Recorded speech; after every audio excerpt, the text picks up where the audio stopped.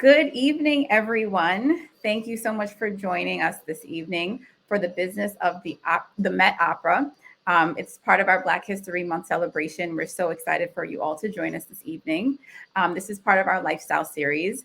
And before we get started, I do want to introduce our two special guests today. We have Michael Heaston, who is the Assistant General Manager, Artistic at the Metropolitan Opera. And we also have Marcia Sells, who is the Chief Diversity Officer at the Met Opera. But before we get started, I'm going to tell you a little bit about these two individuals who are joining us this evening. Again, my name is Alicia Suggs. I am the VP of Administration of the New York chapter of the National Black MBA Association, and I'm so excited that you guys are here this evening with us.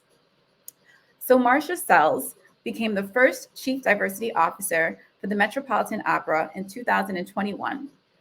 And she was charged with moving the Met Opera's diversity, equity, and inclusion programming across multiple departments. Marcia has held positions in the private and public sector, including Dance Theater of Harlem, Reuters America, the National Basketball Association, Dean of Students at Columbia University School of Law, Harvard Law, and Assistant District Attorney in Brooklyn District Attorney's Office.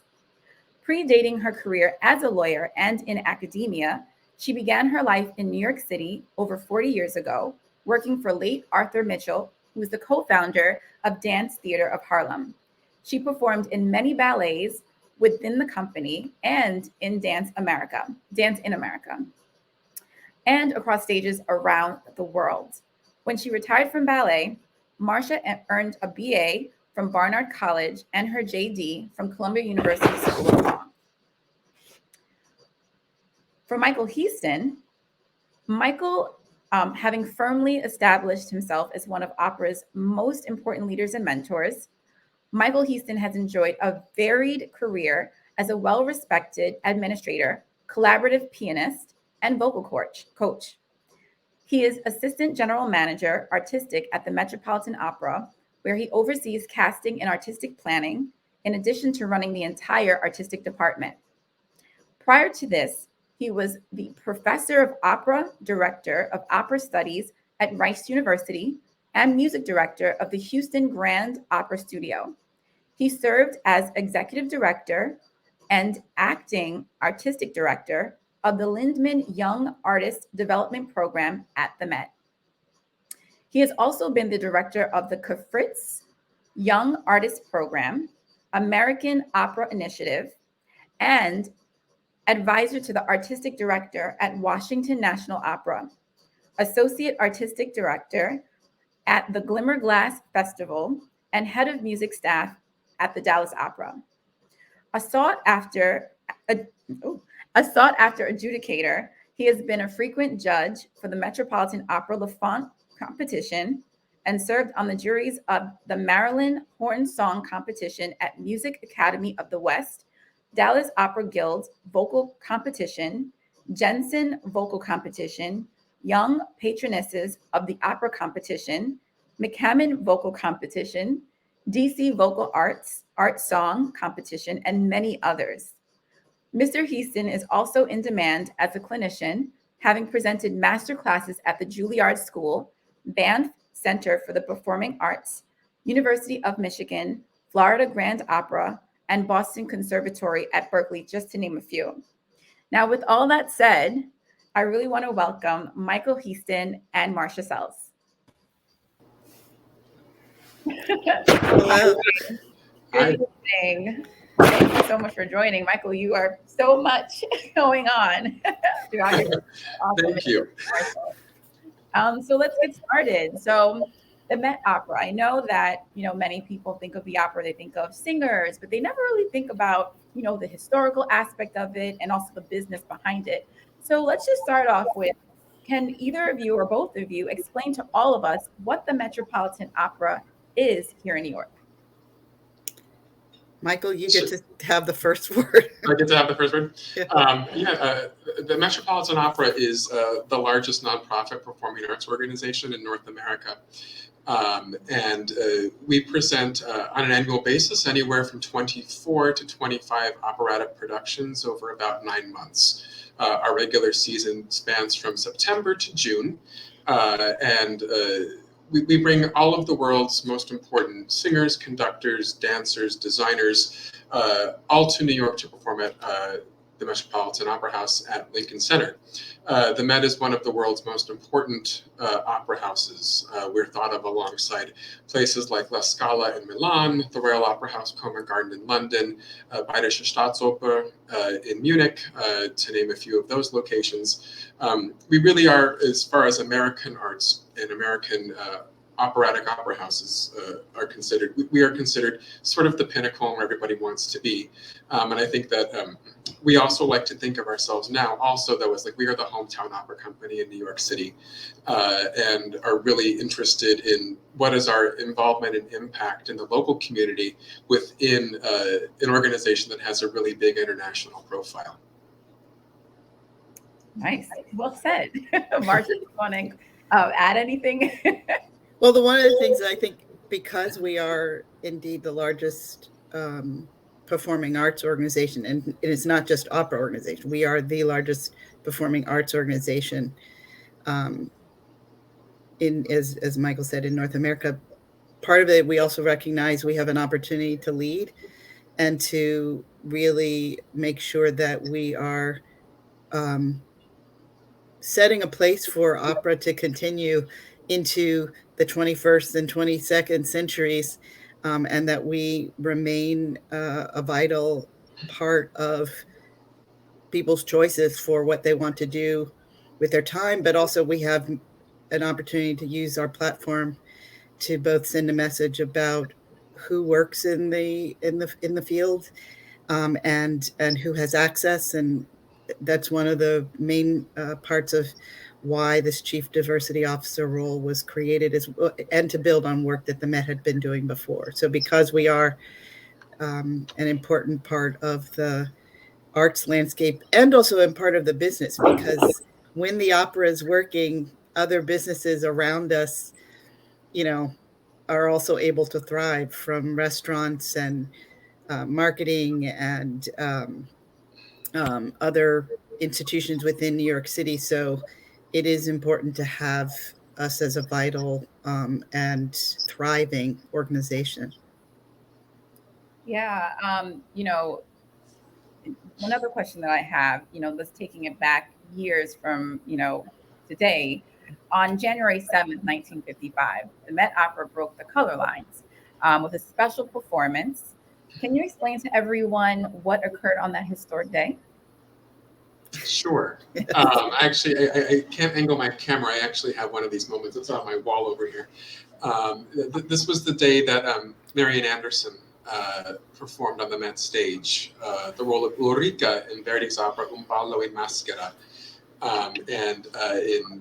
She had previously performed famously at the Lincoln Memorial in 1939.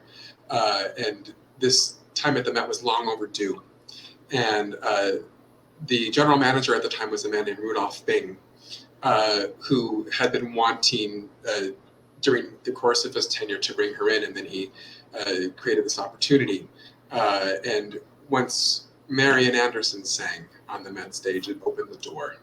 And then more Black artists were able to follow in her footsteps. And it's a very special moment in the history of the Met, albeit one that was, as I mentioned, long overdue at the time. Yeah. So, and it was an important part too, just in American culture to begin with. I mean, some other, 1954, you have Brown versus Board of Education, which integrated schools. And then you have this moment too of the arts saying, yes, we too, it's important that we are also representing all the voices that are out there in the world and should be on our stages. And as Michael said, it just has grown. Yeah. Was it well received when she did perform? It was an occasion of it. Literally, the opera stopped right in the middle after she sang, and there was what I've heard. It's anywhere from 10 to 20 minute ovation. Yep. And it was momentous. In addition to, it is also an amazing feat because given when she did make her debut on the Met stage, she was well past the age of what most singers who are starting out a career would be to start at the Met. But her voice was just that special and that strong that it literally just absolutely stopped the show. Stop the show. Yeah. Really? Is this anywhere can everyone find this footage? Well, actually, just recently, the PBS is doing, as part of its American Masters series, is doing a feature, and I recommend if people have the passport to go to see it, showing just this moment. And although you can't see there's no film footage, but you can hear the ovation. But it's about Marion Anderson, and it includes not only stories about her whole life, but how she influenced other singers. It's well worth it. So that's my plug for PBS and the American Masters series. But they did a very wonderful job on Marion Anderson. And how was she selected to actually perform? Yeah, I think part of it is she was an iconic singer because of what happened in 1939 when the Daughters of the American Revolution refused to let her sing in Constitution Hall in DC. Then a number of leaders said, well, that just can't happen. And she was also not going to just let that stop her, because they weren't letting her sing because she was a Black person. So let's be clear. It was not because her voice was bad or anything. It was purely on race. And so then she sang only, I guess, a few weeks later in front of the Lincoln Memorial. And her singing there in 1939 made that spot the iconic spot that then come 1963, when we have the March on Washington, that the leaders there decide, yes, we are going to be in that same spot. So in many ways, it wasn't a civil rights leader, it wasn't a politician, it was a cultural icon of the arts who made that spot the iconic spot that said, yes, this is where we're going to have all of our speeches and stand in front of that. So, some ways the arts can lead the way. That's amazing. That's amazing. So for 136 years, there wasn't an opera performance that was composed by a Black person. Take us back to the day that changed in 2019. Well, it was actually just this season. So it's 2021. 21. Yeah. 21. Is that when Terrence Blanchard? Yep. Really? So take us back to that day. What did that feel like? What was the response? Oh my gosh. What a day. It was unbelievable. Because, when we do an opening night at the Met, which is always a big deal for the cultural scene in New York City, it tends to be, a sold out crowd. We will do a live simulcast to Times Square. We oftentimes will put a large screen into Lincoln Center Plaza. And this was just unbelievable because the reach was even bigger this time. Mm-hmm. And Marcia can talk more about some of the activities that she participated in that day. But there was this palpable energy coming out of the pandemic when we hadn't performed for a year and a half. And the first opera we did coming back was Fire Shut Up in My Bones. And to present an opera, the first opera by a Black composer, to open our season after so much had happened in the past 18 months, it felt like the Met, number one, was not just back, but the Met was out there saying, we are charting a new course going forward. And it's one of the most memorable things I've been a part of in my life. And I certainly think it has now set the standard for what a lot of our future season planning is starting to do here at the Met, which is great. But Marcia, do you want to jump in and talk about that day as well? Yeah. In addition, so I'm 7 months into the job when that happened.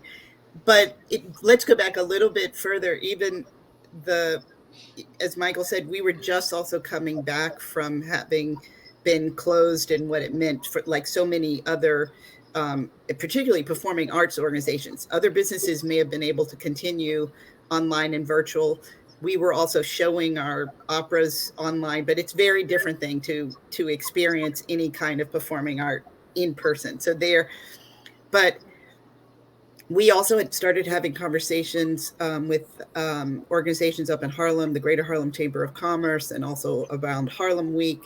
And they had mentioned that there had been the performance of Summer of Soul in Marcus Garvey Park at the Richard Rogers Theater. And we thought, oh, wow, they did a film. And I was still new to the Met, but other people said, oh, yes, we usually do a simulcast, in Times Square. And so then we thought, well, wouldn't it be great to do that simulcast with this opera at this historic moment up in Harlem, the seat of Black culture for so long. And it worked out. Ford Foundation gave Darren Walker, and Ford Foundation gave support to help make that happen. The lieutenant governor, actually, he was brand new as lieutenant governor, Brian Benjamin, also came and presented and welcomed us. And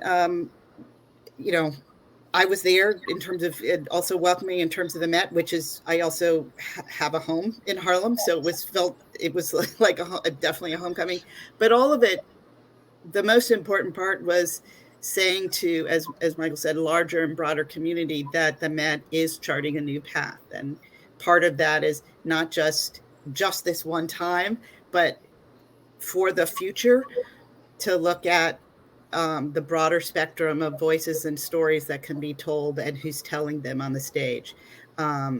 Because before it had, as you referenced, in 2019, we did open Porgy and Bess. But Porgy and Bess, yes, has a cast that is all Black, but the story is one that is written by white novelist, and then the composer. The music is absolutely glorious, but the composer is Gershwin, a white composer. So this 2021 marked a really amazing moment. Mm-hmm. And I will say, I don't know if Michael was able to be there, but that first opening rehearsal, when we're back in our large rehearsal space, for people who have been longtime Met employees to walk into that space, and it was a space of, filled with people of color. Like that was the opening for the season. And for myself, just starting the job, it was an amazing moment to be part of that, and to hear Terrence Blanchard and Casey Lemon and Camille Brown speak about that moment, as well as Peter Gelb talking about why this was a historic and important time. It just incredible. So all of that is a wonderful way to start a job as a chief diversity officer at an organization that is, beginning to chart that path of how do we do things different. And that opening night, also the audience. And I've been blessed and fortunate to have gone to opera since I was very young. And oftentimes I'm in spaces where it was either me or my mother and my brother, or and very little else of other people of color. I mean, of any color. To walk into the Met that opening night, it looked like, as one friend of mine who was there said, it looked like the subway, in that it was as diverse and as engaged as you would imagine in a New York City subway, which it was exciting, the energy, and also younger than what have been traditional Met Opera audiences. Part of our work and part of the outreach too with your organization and others is how do we keep and help organizations and people know that there are other stories that they may hear about at the Met, and should come and see that. But it was just palpable. It was just the most amazing opening. And do you anticipate Terrence, putting together more, composing more shows in the future? Take it away, Michael. Yeah. Funny you should ask. So we actually announced about 2 months ago that next season we're going to present a new production of the first opera Terence wrote called Champion, about the boxer Emil Griffith. And so we will present that in the spring of 2023. So it'll be next season that we'll present his first opera at the Met. And Terence is in the middle right now of even expanding it because we're such a big theater. It was written for a more intimate space, so he's in the process of creating some revisions and adding more music for our amazing chorus, and really making it a bigger Met version of his opera Champion. So everyone should come see that. It's going to be amazing. The cast is incredible. And then, we certainly do have sort of an ongoing discussion with him to see if he will compose something new for us in future seasons. So we have a really great collaboration with him, and it's exciting to think about where this could go. Now, you mentioned season. Can you explain what that means to someone that's not really familiar with the opera? Sure. So within our actually, we're going to announce all of next season in about 2 weeks. And we open our seasons at the end of September, and they run all the way through early June. And so during a typical Met season, again, 22 to 25 operas, and usually anywhere from 207 to 214 performances each year of regular operatic performances. We also perform 3 times with our orchestra in Carnegie Hall. We also are starting to take our orchestra on tour in the summers. And then we also do various other recital and outreach events. But in terms of our large-scale operatic productions, you can come to the Met, and 6 days out of every week, generally speaking, there are performances. And it's not the same thing every night. We're a repertory theater, which means we typically have 3 to 4 operas playing at any one time. So Monday night's one thing, Tuesday night's a different thing, Wednesday night's yet something different, as is Thursday, and then whatever performed on Monday performs again on Friday. So it's a really vibrant place to see things and to work, because when those 3 to 4 productions are performing on the stage, in the subterranean levels of the Met, which is where our rehearsal space is, 2 to 4 other operas are rehearsing to replace the ones that are going to come off stage once they're done performing. So it's the level of activity is incredibly high, and there's always something for everyone. That's the thing. Like, the repertoire is so vast, and the stories are so interesting that over the course of any one season, there's always something that anybody can enjoy. Even the people who seem to think opera really isn't my thing, which is one of the phrases I hear a lot from people. Then if I press them and I say, well, have you seen one? And they just think, well, no, but I know it's not my thing. I promise you we have. And but also this season, which was planned, before also the switch of having Fire Shut Up My Bones be the opening. This season, and Michael is part of this work, every opera, and this excludes Fire Shut Up My Bones and also Porgy and Bess, which we performed this season, had an opera singer of color. And that, I think, and for people who think that is, quote, may not be their thing, but even might be intrigued and interested, I do think it's important in terms of, particularly within the Black community, to think that there's opportunities to see these other stories and hear voices of color singing what some would call sometimes the traditional canon, like Nosy de Figaro. Golda Schultz who's a South African singer, was in one of the lead roles. Ryan Speedo Green, who's one of the lead roles and will be the lead in Champion, also sang in Meistersinger? He was in Boris Godunov. And Boris Godunov, thank you. Yeah. And the chorus for the opera Meistersinger, which is I have to say, I hadn't seen this particular one, but it is a 6-hour marathon. The chorus was one of the most diverse chorus we have had, and that is partly also because of many of the singers that we had who were also part of our extra chorus, who had been singing with Fire Shut Up on My Bones and with Porgy, were also part of that chorus too. So it really has been for someone like myself who has really enjoyed opera over a very long time, to see the opportunities for singing for singers of color has been great. And for that, I recommend to people, if you haven't thought of coming to the opera, come and see some of the traditional operas and even some of our newer operas that have been created. And that also includes dancers. We have, it's dancers and singers, all part of what create, grand opera. And how on average is an opera performance? And does it usually happen at night or all throughout the day? Yeah, it really does vary. We, like, for instance, we're doing, like, one of my favorite operas, which is about the most dysfunctional family ever, the opera Electra. We're doing that this spring. I mean, my God, these people get a family counselor, it'll get better, but it doesn't. It's one act, an hour and 40 minutes, in and out. I mean, you feel like you've had a substantial meal when you finish it. Like, you don't, it's like, whoa, this is heavy. But then you have Marcia Zinger on the other end, which was 6. Yeah, I would say on average, like, most evenings at the opera are about 3 hours long.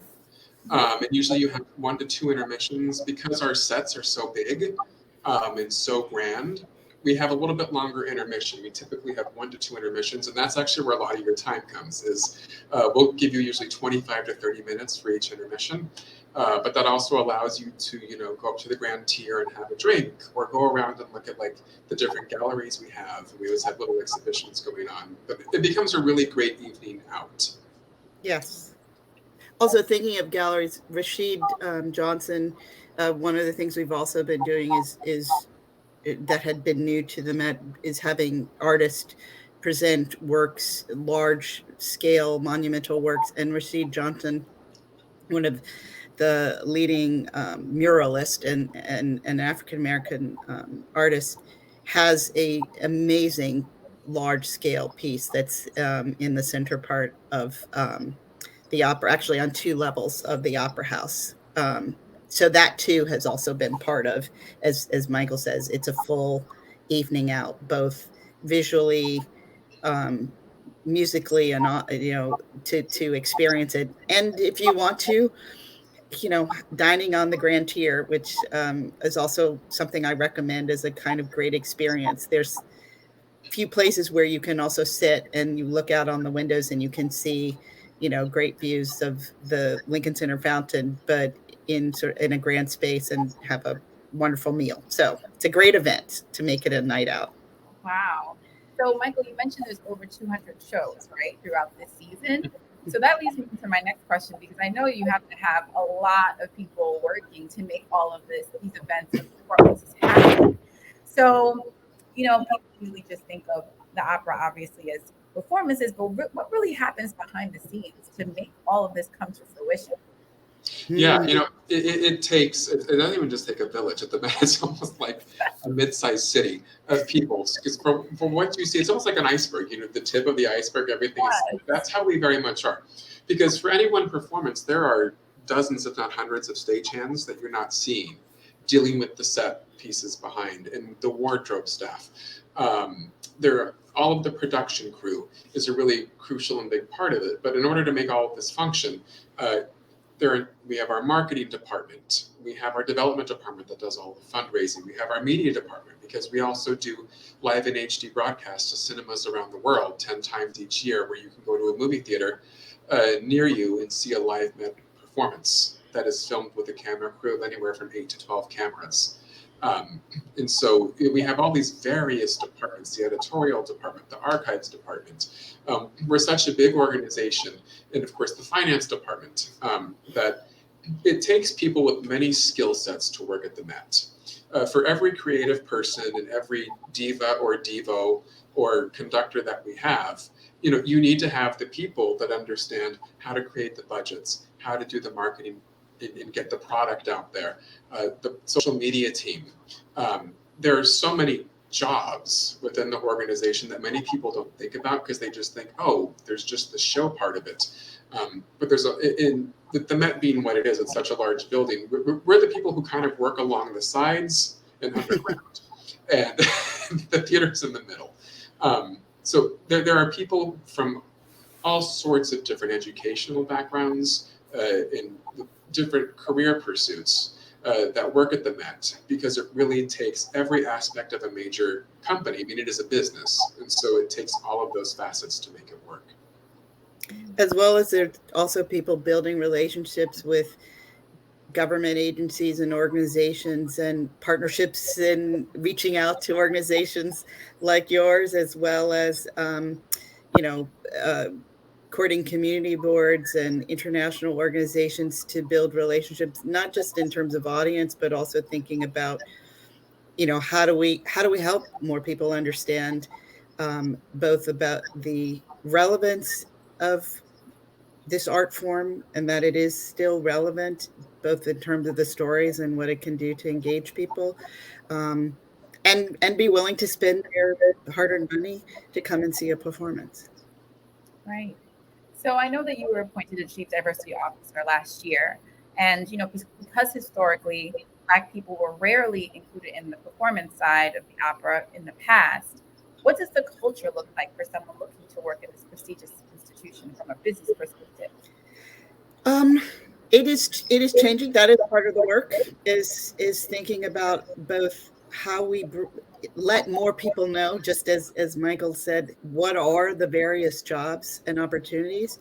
And it doesn't mean that someone has to have a background in the music or in the arts, or having been a performer or singer, although, you know, that may be the kind of thing that can draw you.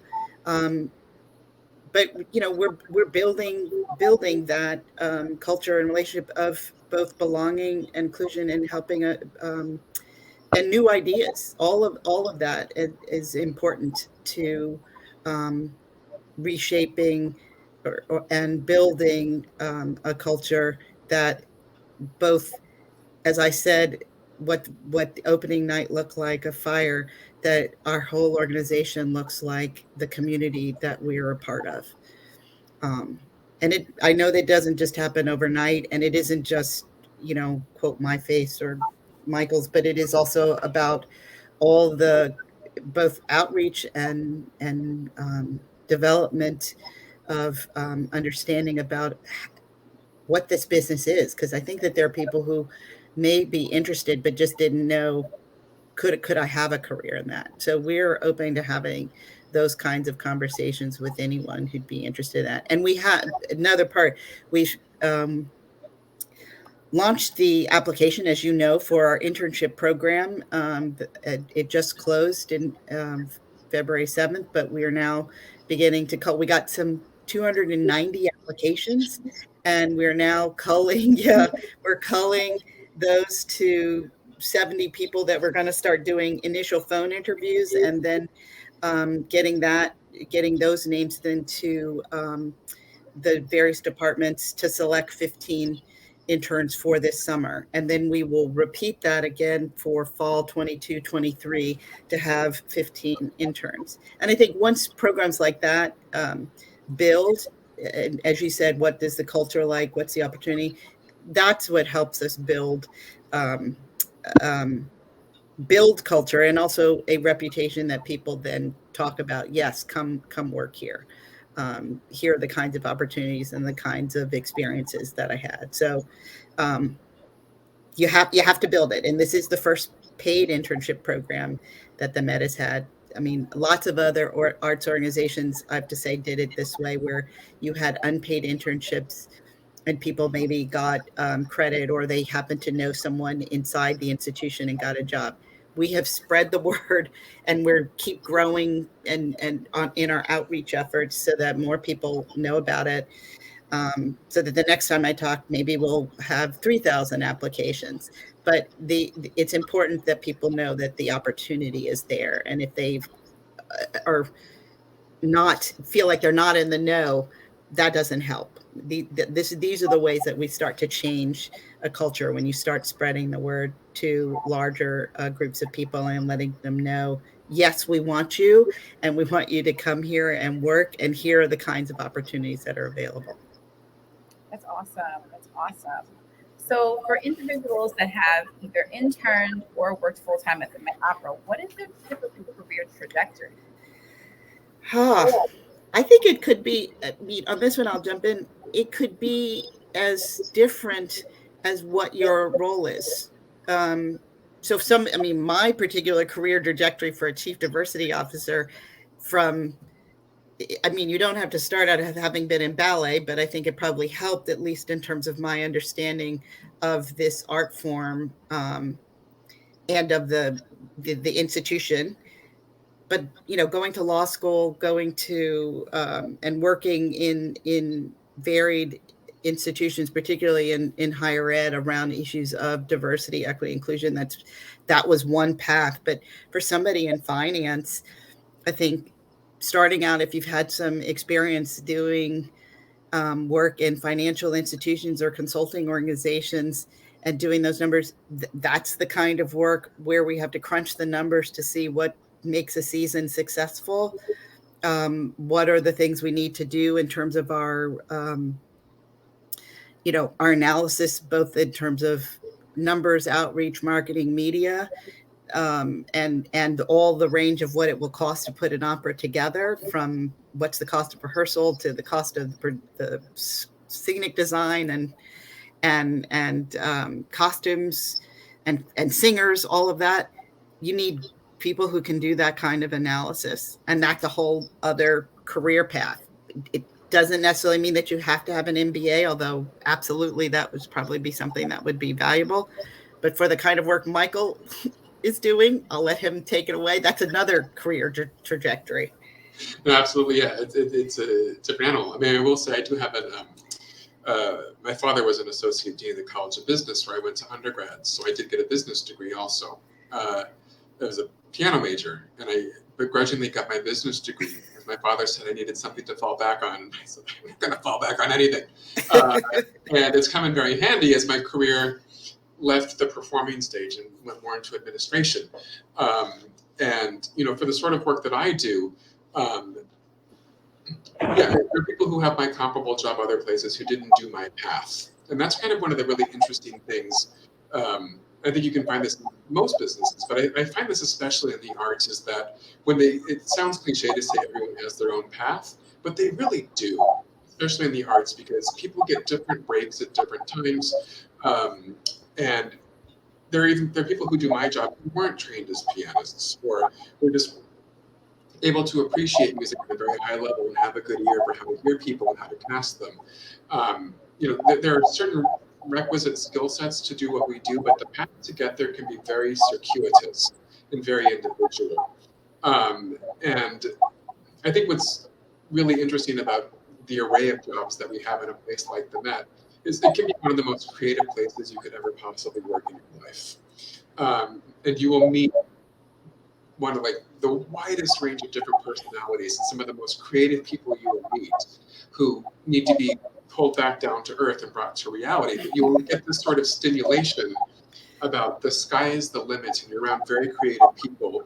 And ultimately someone has to kind of say, but it's going to cost this much money. But there's a lot of big dreaming that happens on a daily basis. And I think that that's a really interesting thing, to think that you're surrounded by a whole team of people who are creators. And not just creators of their own, but they are collaborative creators. And that's pretty cool. Yeah. That's really awesome. I think of it almost like, I work in healthcare, and I think of it like transformation. Like, you have people that have all these great ideas, but you still need somebody to still put them in this, you got to think realistically somehow, from a business perspective. Like, we can't really do that, even though it's a great idea. But that's really interesting, really good insight. And I know you mentioned that you don't really have to have a background in the arts to work at the Met. You can have just these transferable skill sets that could really be applied at this organization, correct? Yeah, absolutely. I mean, that too is part of the work of, not just for me and as Chief Diversity Officer. Human Resources also is a department that works with me. And I think for what used to be in arts organizations, and I say this as somebody who's been a performer and worked in one, oftentimes they were always looking for somebody who had that connection, but it didn't mean that you always opened yourself up to people who had, as you said, transferable skills. right away. And part of opening up new opportunities is having the ability to think through, where is somebody with a particular type of skill, as I mentioned, in terms of finance. Somebody could be working in finance, let's say in healthcare, but that skill set absolutely could be transferable here at the Met. And we just have to, understand what are those skills that we need, from financial analysis to review of spreadsheets. The same is true also, in law. I mean, there was a time when general counsel's offices didn't exist at arts organizations. They just used an outside law firm, and only when they needed it. But now there's a whole area of law around the arts, and it's not just, quote, intellectual property or you sort of business law. It's even one of the biggest things that we have at the Met is labor unions, and they. I was just looking at some numbers that we were doing in a training for our human resources, where about 73% of our full-time staff are members of a union. So having lawyers who've had that skill set and worked in that area, or people who've done financial analysis around labor unions and labor contracts, those kinds of skills are transferable. You don't have to have worked at an arts organization to be able to do that. And we as an organization just have to are spreading our knowledge and understanding where those transferable skills are. So there are lots of areas. There are also, I know some people, but if people know of someone, there are also jobs that don't necessarily require a degree, particularly in terms of the stagehands and stage crew. The lifting and moving, although skilled, they will learn. Let me tell you, they are skilled people. It is not necessarily a job that requires that somebody have gone to school, although there's, whole fields around stage tech and stage craft. But you could get a job at the Met and have a high school diploma. But part of what we are breaking down barriers is, before, you had to be in the know.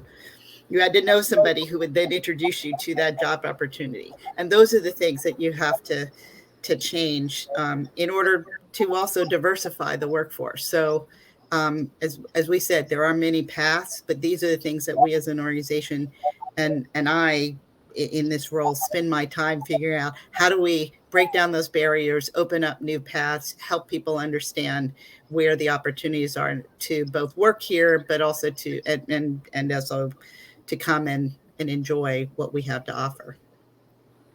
That's really great insight, Marcia. So I know you just started last year as a CEO. Do you have a team that works with you, or is it just you by yourself right now? Yeah. It was for a little while. It isn't anymore. And I shouldn't say that. It isn't. It was me in this role, but also part of what this role is, thinking through who are the different people within the organization that can help me on different issues. So, as Michael will know, I spend my time in his office, both learning about, what are the operas that we're doing, where the points of opportunity for outreach with other types of organizations, as well as, although I trained in dance, I don't know about as much about collaborative music. And so, I learned and think about resources within the artistic department that Michael leads that can help. But as I said, human resources has been an office that works with the chief diversity officer, which is something that I asked for, because a lot of the what I think long ago people would think of as the important parts, and now recognize are important parts to DEI. How do you recruit? How do you outreach? Who are you outreaching to? How do you onboard or create orientation programs that actually create belonging? All of those things long ago have been in human resources offices, or, as they call chief people officers roles. So how do you navigate and make those sure that those things are serving your organization and helping you advance your ideas and plans around DEI? So all of the people in HR have been part of that work. But I've also brought on an assistant manager for diversity, equity, inclusion, who's specifically right now starting to work on the internship program and is doing all that work of sorting through all those resumes, but also essentially creating a program that's going to introduce people to what it means to work at the Met and make sure that they're successful. Because there are lots of times you can start an internship program and you sort of say, drop people into the deep end. That's not ever going to work to make sure that you grow your workforce. So we will be putting in those things in place that make sure people feel both secure, a place where they can ask questions, they'll have mentors. So that's also part of the work. And so now, yes, I do have more than just me doing that work. And how are you measuring success of the program? Oh, I think that some of that will be a bit of evaluations as we go along, but the key parts of how you measure internship programs, both in terms of, as I mentioned, you look at your outreach efforts, places and locations, you look at the numbers, you look at the both the demographics and the diversity of the people who have applied and then the people that you actually hire. And then there's a whole piece of evaluating how the individuals in the program feel that they have had an opportunity to both learn and grow, as well as those who are supervising the interns, their thoughts about the skill sets and the people who were there. And I think eventually too, looking at the numbers of people who wind up coming back and getting jobs, not just at the Met, but in other arts organizations, where you become a feeder for other organizations. And there's a lot of need out there. So making sure that is growing. So those will be the ways that we'll start evaluating. And I know that we'll think of some others as the program moves along. That's awesome. So do these internships turn into full-time roles, or it's just strictly internships? I think eventually they will. And it could, this will be the first summer. Let's see who comes in and how the work goes. Knowing the Met, if you are someone who's doing a really good job, somebody will want to hold on to you. So I do think that opportunity of it turning into a full-time job is definitely very likely. So you guys have over 200 applicants. Is this average for the Met, or this is? I don't even know. It never happened before. This is the first time. So I don't know what to measure it against. So let's say that 290 is going to be measured against. We'll measure all the other outreach and applications afterwards to that.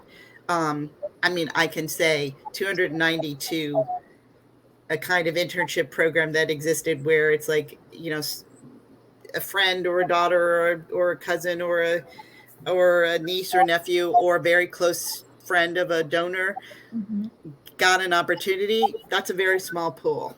Right. But it's not fair to measure us against that. But 290 for right now, and given the length of time that we had for some of the outreach, I think it's pretty good. It definitely, doesn't match Columbia Law School applications, but that I was absolutely ecstatic that we did have those numbers. That's great. So lastly, I know we're coming up at time, and I want to give some of the individuals on the line time to ask questions. What tips would you provide an individual interested in working at the Met, and how should they prepare themselves? That's a good question. That is a good question. I think a couple things. I think that because of the way that we work so closely, both within departments, but there's also a big effort because we're so big to find ways to interact with other departments. I think, finding a way to be really open-minded and develop good written and verbal communication skills is really important because we are so collaborative and there are so many projects on so many different timelines that, being someone who is very open to a very fast-paced, ever-changing environment is a really important thing. I think that if someone's interested, just get to know a little bit about the company history, but there's so much, I think, which is a great thing, is that you really learn so much just by being here. So that I feel like people can look at the Met and feel intimidated by it. They can feel like, oh my God, that's that massive organization, and I don't quite know what really happens there. I know they do shows, but you don't have to know all of that. I think that developing a confidence in the skill set you bring to the table, and knowing that there is a place for everyone here, that's I think step number one, is trusting that there is a need for every skill set in the organization, and that you can really put yourself out there and know that there is a need for you is really important. You don't have to come in knowing everything about opera. You don't have to know about opera.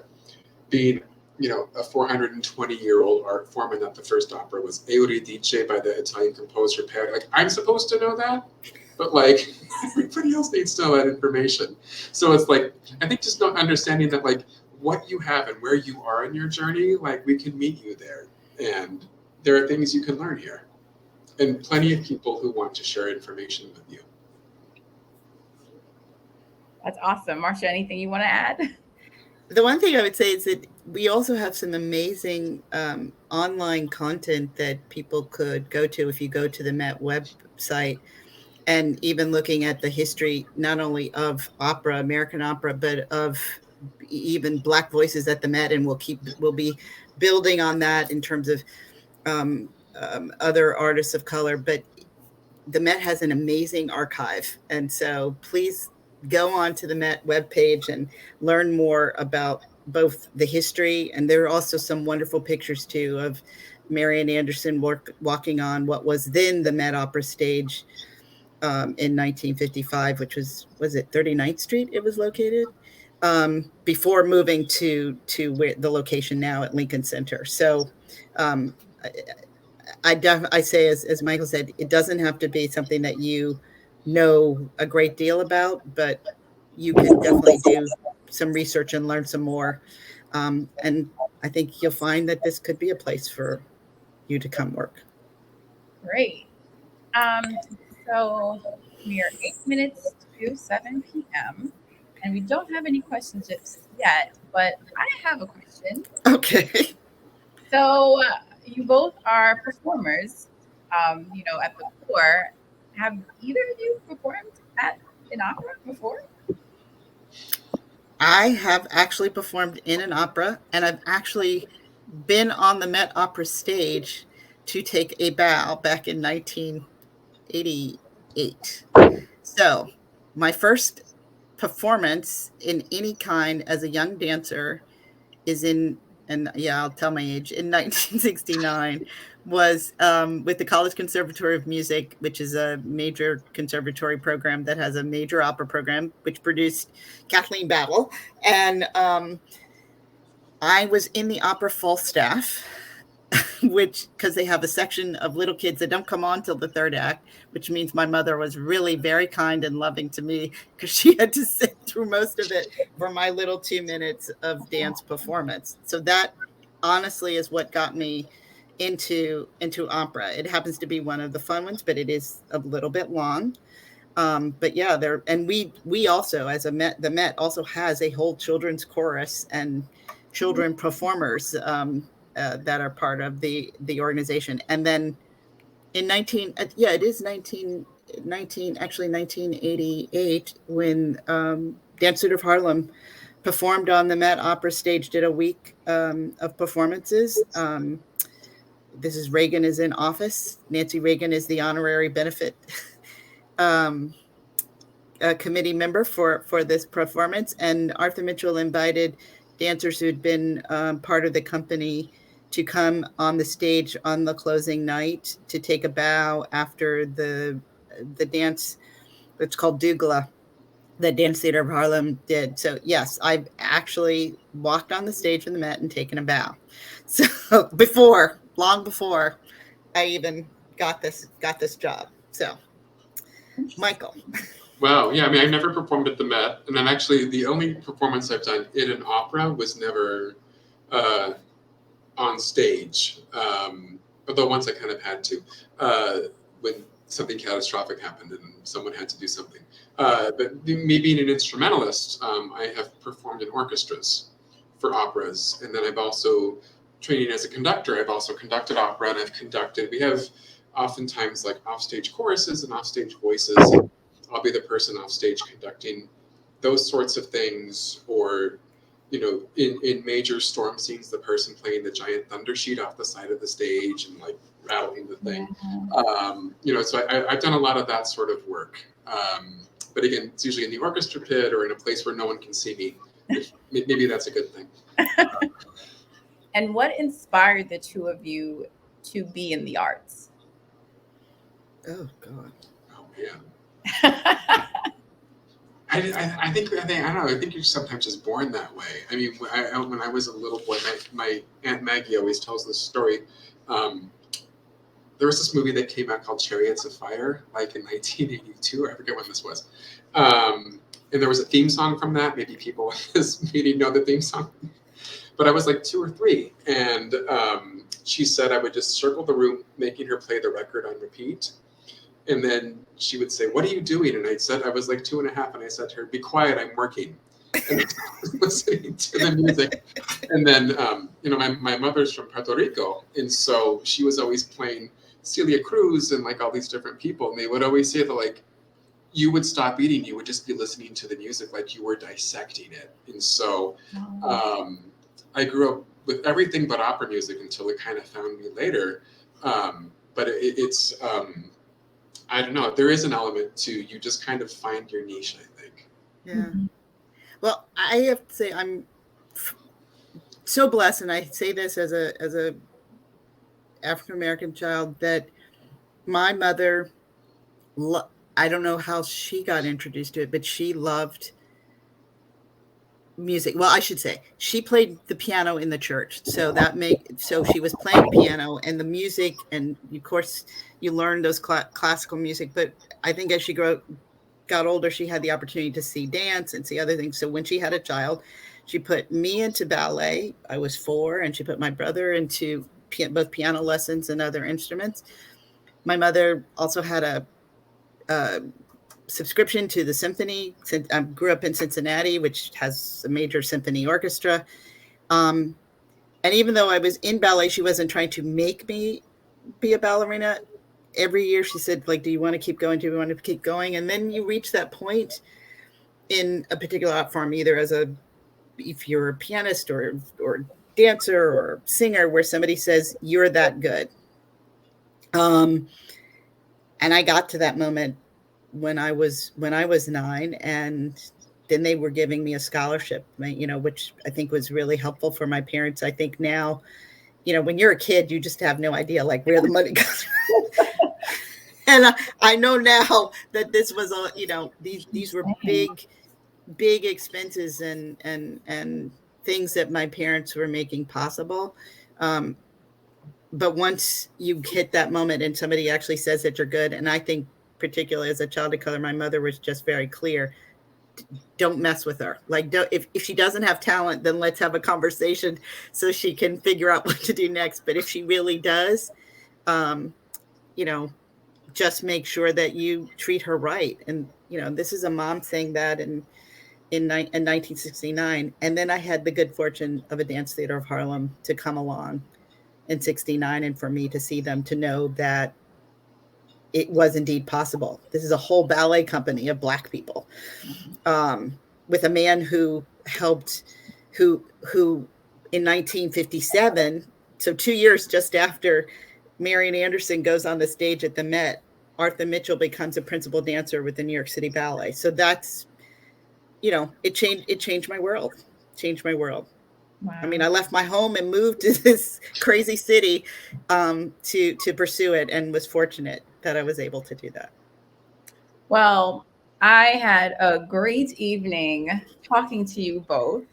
I've learned so much about the opera. Now I need to get some tickets to go, because I've never been, to be very honest. So this was a learning experience for me, and of course for those on the line watching.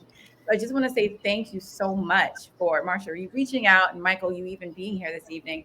This was so good for me too. Well, please we would love to have, maybe there's a night at the opera with, and literally not like the Marx Brothers, but a night at the opera with the National Association of Black MBAs and the New York City chapter, we'd love to do that. So let's plan to think about making that happen. Yes, that'd be awesome. And I'll definitely, we'll talk offline about that. But yes, definitely on board with that. So, with that said, it's 7:00. And again, Marcia, Michael, I really want to thank both of you for being here this evening. Marcia Sells, Chief Diversity Officer, and Michael Heaston, the Assistant General Manager of Artistic at the Metropolitan Opera. Thank you so much for joining us. On behalf of the New York chapter of the National Black MBA Association, my name is Alicia Suggs, and I'm the VP of Administration. And thank you all, and have a great evening.